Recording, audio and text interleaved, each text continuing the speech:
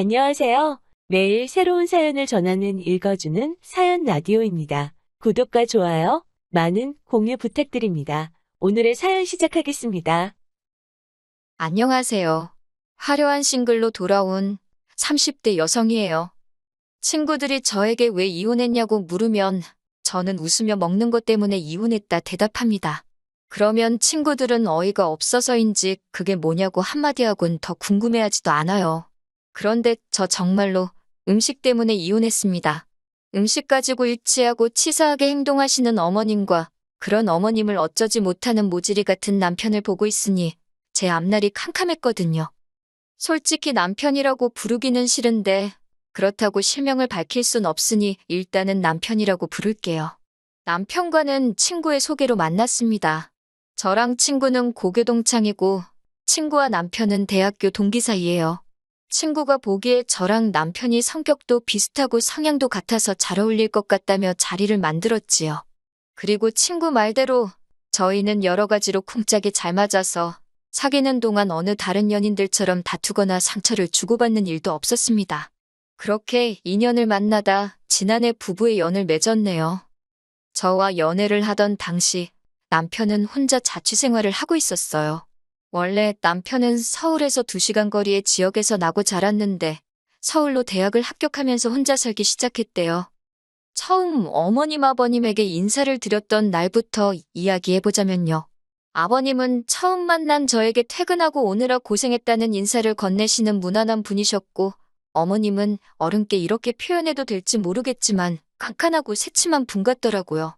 편하게 대화를 이끌어주시거나 인자한 미소를 보여주시는 분과는 거리가 멀었지요. 게다가 어머님의 아들, 그러니까 제 남편이 처가인 저희 집에서 상다리 부러질 만큼 대접을 받고 왔다 들었다며 그런데 당신은 차린 게 이것밖에 없어서 미안하다는 말씀과 달리 어머님 얼굴에는 사돈에 대한 고마움이나 차린 게 없는 식탁에 대한 민망함은 조금도 엿볼 수 없었달까요? 어머님이 차리신 식탁에는 소고기 묵국에 밥, 신김치와 장아찌 그리고 마른 김이 전부였습니다. 좋게 말해 소박한 밥상이었고 솔직한 심정으로 이야기하자면 며칠 전 친정어머니가 남편을 위해 차려주신 밥상과 비교가 되어 속이 상했어요. 처음 인사를 드리러 온 날인데도 고작 이런 대접밖에 못 받는 제 신세가 철학 맞다 싶었고 남편도 식탁을 보고는 좀 민망했는지 어머님더러 불고기나 잡채 같은 거는 없냐고 묻더라고요. 그러자 어머님께서는 음식이 정성이 중요한 거지 가짓수가 문제냐고 한마디 하셨는데 그게 제 귀에는 왠지 곱게 들리지는 않았습니다. 어머님이 직접 퍼주신 제 국그릇에는 소고기 묵국이라는 이름이 남사스러울 만큼 고기라곤 꼴랑 2점이 들어있는 게 전부였어요. 반면 남편의 국을 힐끔 보니 그냥 소고기국이라고 부르는 게 맞겠다 싶을 정도로 고기가 가득 차 있더라고요. 보통 대부분의 여자들이라면 치사하다 생각은 할지라도 그냥 참고 먹었겠지만 저는 그러고 싶지가 않았지요. 그래서 남편더러 내 건 고기가 너무 없다고 바꿔 먹자 했습니다. 그러자 어머님께서 저더러 고기가 더 먹고 싶으면 가져다 퍼먹지. 왜 당신 아들 밥그릇을 넘보냐시대요. 그제서야 남편이 제 국그릇을 보더니 어머님더러 이게 뭐냐고 일부러 그런 거냐며 자기 딴에는 농담식으로 한마디 하더군요. 남편이 가끔 눈치가 없어서 불만이었는데 그날은 그 눈치 없음이 어찌나 반갑던지요. 그제서야 어머님은 남편에게서 제 국그릇을 낚아채듯 가져가시면서 고기에 더 퍼주면 될 것 아니냐 하셨어요. 하지만 이미 제 기분은 상할 대로 상한 상황이었고 그래서 밥이 입으로 들어가는지 코로 들어가는지 모르겠더라고요. 게다가 어머님은 제가 사간 꽃을 보시고는 꽃이 이쁘다 한마디만 하셨을 뿐 저에 대해서 어떤 관심을 보이지도 물어보지도 않으셨습니다. 기분 상하는 첫 만남을 끝내고 집에 돌아오는 길이었어요. 남편이 제 눈치를 살피는 듯 하더니 갑자기 뜬금없는 소리를 하더군요. 웃긴 걸 보면서 박장대소를 하는 사람이 있는가 하면 그냥 속으로 웃고 마는 사람이 있기도 하다나요. 제가 남편더러 그래서 지금 무슨 말이 하고 싶은 거냐고 따졌습니다. 어머님이 나한테 하신 행동들이 어머님 속마음하고는 좀 다를 수도 있다. 뭐 그런 식으로 감싸드리고 싶은 거냐고 따졌지요. 그랬더니 남편이 한다는 소리가 꼭 그런 건 아니지만 다르게 생각하면 이해할 수도 있지 않냐는 말도 안 되는 소리로 둘러대더군요. 하지만 남편의 말 한마디에 손바닥 뒤집듯 쉽게 바뀔 마음이 아니었습니다. 그러기엔 낮에 받은 충격이 제법 컸으니까요. 저는 결국 남편에게 솔직히 말해서 내가 당신보다 못난 게 뭐고 부족한 건 뭔데 어머님이 나한테 저러시는지 모르겠다 했지요. 그랬더니 남편이 한다는 소리가 어머님이 아들 장가 간다니까 서운해서 저러시는 거 아니겠냐며 저더러 너무 날 세우지 말고 이해를 하려고 노력을 해보랍니다. 무책임한 남편의 말에 실망한 제가 미움의 구박까지 받아가며 당신과 결혼하고 싶은 생각은 없으니 이쯤에서 헤어지자고 이별을 고했네요. 그리고 한 2, 3주쯤 지났던 때였을 거예요. 모르는 번호로 전화가 걸려왔는데 제가 당시 이직 준비를 하면서 여러 회사들과 인터뷰를 하고 있었거든요. 그래서 전화만 왔다 하면 아는 번호건 아니건 상관없이 일단 받고받지요. 그러다 그만 어머님이 거신 전화를 받게 되었습니다. 예전에 새침한 톤은 온데간데 없이 다정한 목소리로 저를 한번 만나고 싶다 하셨어요. 당연히 저는 남편과도 이미 끝났고 어머님을 볼 이유가 없을 것 같다 말씀드렸지만 어머님은 막무가내시대요. 당신 아들이 제가 보고 싶다고 끙끙 앓고 있다며 일단 어머님과 저 단둘이서 한 번만 만나자고요. 결국 고민 끝에 어머님과 약속을 잡았습니다.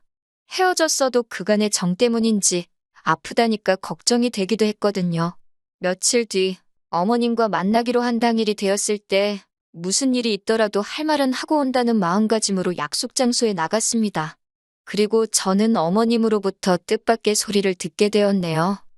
하시는 말씀이 당신이 그날 개인적으로 안 좋은 일도 있고 해서 뜻하지 않게 저에게 예민하게 행동하셨다고 미안하다셨어요.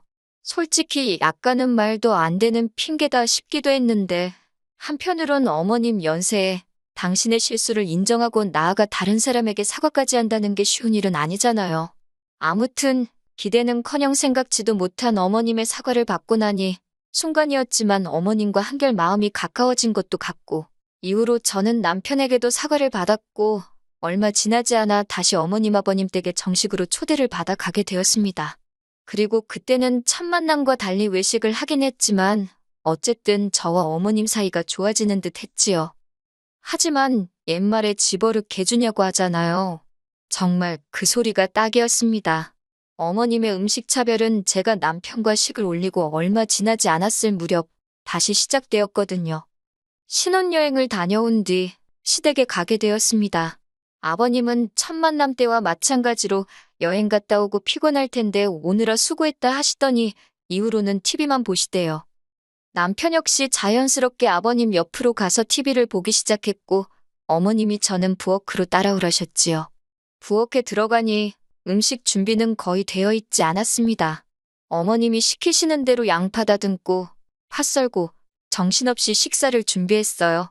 그래도 이번엔 처음 인사드리러 왔던 날과 달리 생선구이도 있대요. 1시간 정도 걸려서 점심상이 차려졌습니다. 새로운 반찬도 많은데 어머님께선 굳이 냉장고에 있던 김치, 깍두기, 매실장아찌까지 다 꺼내놓으시더라고요. 그리고 그 반찬들을 제 앞에다 다 늘어놓으셨어요. 뿐만 아니라 제가 밥을 푸겠다고 했는데도 구태여 당신이 푸신다 하시더니 제 밥 딱 2숟갈 뜨니까 밑으로는 다 누룽지더라고요. 생선구이도 아버님과 남편 사이에 딱 놓여 있어서 가져다 먹기도 참 그렇고 결국 참다 못한 제가 어머님한테 한마디 했습니다. 어머님 저는 뭐하고 먹으란 거냐고요. 그리고 왜 제 밥만 이렇게 다 누룽지냐고도 물었지요. 혹시나 제 말투나 표정 가지고 트집 잡으실까봐 정말 생글생글 웃으며 여쭤봤더니 어머님이 약간 당황하시면서 하시는 말씀이 원래 발효식품이 여자한테 좋은 거랍니다. 밥도 누룽지가 소화가 잘 되고 그런다고 다 여자한테 좋은 거래요. 그러면서 제가 생선 먹고 싶어 하는지 몰랐다며 한 토막 덜어주셨는데 그마저도 몸통이 아니라 꼬리 쪽이었더군요. 당장이라도 자리를 박차고 일어날까 한마디 더 해버릴까 하다가 그냥 그러시냐고 어머님이 저를 생각해서 이렇게 챙겨주셨다는 말이냐고 다시 한번 물었습니다. 어머님은 저더러 그렇다니까 뭘 몇 번씩 묻느냐며 자꾸 말하지 말고 밥이나 많이 먹으라셨어요. 그리고 모질이 같은 남편은 그런 상황에서 생선 뜯느라 정신이 없었고요. 식사를 다 마치니 아버님이랑 남편은 또다시 뭔가에 홀린 듯 거실로 가서는 TV를 보기 시작했고 어머님도 어디로 가셨는지 저 혼자 밥상을 치우게 되었습니다. 전 혼자 씩씩대면서 깨질라면 깨지라는 심정으로 탕탕거리며 그릇을 치웠지요. 하지만 이내 성질이 올라와서 참을 수가 없었기에 남편한테 속이 안 좋아서 집에 가자고 했어요. 어머님이 저더러 설거지도 안 해놓고 가냐길래 갑자기 좋은 음식을 너무 먹었더니 속이 뒤집어진 것 같다고 그랬네요. 어머님은 한껏 못마땅한 표정이셨지만 딱히 할 말을 찾지 못하셨는지 별 말씀은 더 안 하셨어요. 그리고 정확히 한 달 뒤 어머님의 생신날이었습니다. 어머님이 며느리한테 생일상 한번 받아보자면서 저희 집으로 오시겠다길래 그러시라 했지요. 집이냐고 해봤자 남편이 총각 때부터 살던 12평 오피스텔이라 엄청 작아요.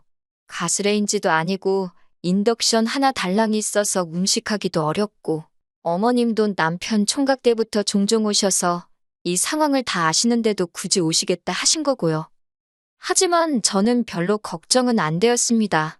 어머님 생신 때 무슨 음식을 해드릴지 지난 식사 이후로 다 정해뒀었거든요. 그리고 어머님이 오시기 바로 전날 저는 마트로 향했지요. 어머님 생신상이니 미역국은 생략할 수가 없어서 남편더러 끓이라 했습니다. 남편이 어머님이 분명 며느리한테 생일상이 받고 싶다 하셨는데 제가 해야 하는 거 아니냐고 투덜거리길래 아무렴 그래도 며느리가 아들만 하겠냐고 그랬어요. 남편이 고기 반찬 같은 건 안 하냐고 해서 그때 어머님 말씀 못 들었냐고 내가 다 여자한테 좋은 음식으로만 준비해놨으니 걱정하지 말라 했고요. 그리고 대망의 어머님 생신날 저는 어머님이 오신다는 시간에 맞춰 상을 차리기 시작했습니다. 밥도 공들여서 하고 그릇도 있는 그릇 없는 그릇 다 끄집어냈네요. 그리고는 어제부터 준비한 모든 장아찌와 젓갈들까지 죄다 꺼내놓았고요. 밥도 일부러 누룽지로 만들려니 쉬운 일이 아니었어요. 그래도 어머님 생각하면서 정성스레 만들었습니다. 그래서 어머님 밥그릇에 꾹꾹 눌러 담아 퍼드렸지요. 곧이어 어머님 아버님이 도착하셨고 저는 식사 준비 다 해두었다며 부엌으로 오시라 했어요. 두 분이 부엌에 들어오시곤 정말 거짓말이 아니라 한 10초 정도 정적이 흘렀습니다. 어머님이 저를 보시면서 이게 다 뭐냐고 하시길래 어머님 말씀대로 여자 몸에 좋다는 것만 챙겨서 신경 써서 차렸다 대꾸했지요. 그랬더니 아버님이 어머님더러 꼴 좋다고 하시고는 저더러 잘했다며 부엌에서 나가버리시대요. 어머님이 저더러 지금 당신하고 한번 해보자는 거냐며 언성을 높이시길래 저도 지지 않고 뭐가 문제냐고 따졌습니다. 어머님이 저 주시던 대로 그대로 차렸는데 왜 화를 내시냐고요. 그제서야 남편도 어머님더러 엄마가 좀 심하긴 했다면서 저한테 미안하다 하라며 하지만 어머님도 자존심 때문이신지 저한테 미안하단 소리는 안 하셨어요. 안 하셔서 얼마나 다행인지 만약에 어머님이 저한테 사과 비슷한 말이라도 하셨으면 제가 나쁜 X가 되잖아요. 저는 그 사과를 받을 생각이 전혀 없었으니까요. 저는 어머님더러 그럼 식사 맛있게 하시라고 저는 나가보겠다 했습니다. 남편이 같이 밥 안 먹고 어디 가냐고 하길래 친정에 간다고 했지요. 그러면서 오늘 이 식사가 어머님께 제가 차려드리는 처음이자 마지막 생신상이라고 건강히 오래오래 사시라 했네요. 제사상은 제가 못 차려드린다는 소리도 할까 하다가 그건 참았습니다. 황당해하는 어머님을 뒤로하고 남편에게도 어머님이 나를 어떻게 홀대하는지 잘 보지 않았냐며 난 이런 대우를 참아가면서까지 당신과는 살 생각이 없다 했지요. 짐이라고 해봤자 옷 몇 벌에 화장품 몇 개로 단촐했어요. 오피스텔이 작아서 친정에서 제 짐을 다 가져오지도 않은 상태였고요. 여러모로 헤어지기에 딱 좋은 시기였네요. 남편이 갑자기 이런 법이 어딨냐며 못 헤어진다고 저를 붙잡았고 어머님은 어머님대로 지금 이게 뭐하는 짓거리냐며 제 뒤통수에 대고 욕을 하셨습니다. 아버님은 달리하실 말이 없으셨는지 한숨을 쉬시다 어머님더러 적당히 좀 하지 유난 떨 때 알아봤다며 한마디 하시대요. 그런 아버님께 조금 감사한 마음도 들었지만 그렇다고 아버님을 믿고 살 수는 없는 일이었으니 결국 남편도 어머님 아버님도 모두 뒤로 한 채 그렇게 친정으로 돌아와 버렸습니다. 이후로 남편에게 돌려줄 돈은 돌려주고 일방적으로 저희 관계를 정리했어요. 혼인신고도 하기 전이었어서 서류상 저는 깔끔하긴 하지만 이미 형식적인 건 다 치룬 상황이었으니 사람들은 저를 이혼녀로 생각하겠지요. 속상하긴 하지만 그래도 참고 사는 것보단 차라리 이혼녀 딱지를 감수하는 게 낫겠다 싶어 내린 결론이니 후회는 없습니다. 소개팅을 주선했던 친구 말로는 남편이 저랑 헤어진 이후로 친구들도 안 만나고 집안에만 박혀 지낸다더군요. 심지어 출근도 안 하고 식사도 안 한다는 얘기가 있다며, 그리고 그 때문인지 한 달쯤 지났을 때 어머님께서 연락을 해오셨습니다. 당신이 너무 유치했다며 지금이라도 당신 아들을 위해서 우리 두 사람 해묵은 감정은 풀고 잘 지내보자대요. 하지만 이번엔 안 속는다고 막말로 남편이 또 생병을 앓든 단식 투쟁을 하다 굶어 죽든 관심 없다 했어요. 솔직히 누군가는 저더러 그까진 먹을 거가 뭐라고 이혼까지 했냐 할 수도 있겠지요. 하지만 직접 겪어보기 전엔 그 더럽고 치사한 기분 절대 모를 거예요. 전 이제 그만 가서 맛있는 점심이나 차려 먹어야겠어요. 여러분도 모두 맛있는 식사하세요. 긴 이야기 들어주셔서 감사합니다. 오늘의 사연은 여기까지입니다. 구독과 좋아요, 알람 설정해주시면 앞으로 더 좋은 사연으로 찾아오겠습니다. 감사합니다.